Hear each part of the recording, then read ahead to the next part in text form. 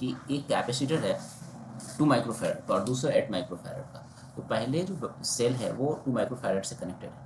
अब इस सेल का जो एक नंबर पर जो निडल है उसको डिस्प्लेस करके 2 कर दिया जाता है। बता पूछ रहा है कि कितना परसेंटेज एनर्जी डिसिपेशन हुआ, लॉस कितना का हुआ। तो इनिशियल पोटेंशियल एनर्जी लिख लीजिए। So half C V square, so C V square ना, half C is how much 2 microfarad into v square. So this means 2 cancel. This is v square.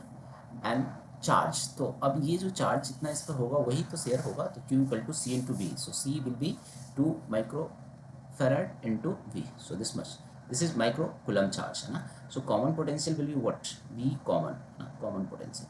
So V common will be total charge, initial charge upon total capacitance. So total charge जो हो जाएगा वो कितना हो जाएगा 2v, and total capacitance जो होगा वो 2 plus 8 so 10.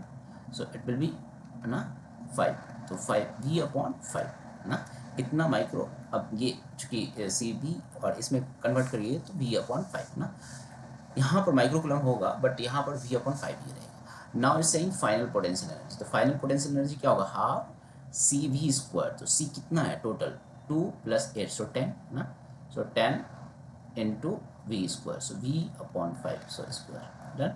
So is 5, so 5 v square upon 25 ना, this one.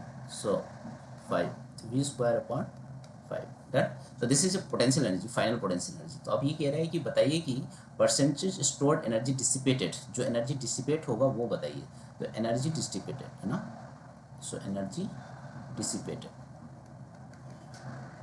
तो एनर्जी डिसिपेटेड विल क्या, U initial minus U final upon U initial ना.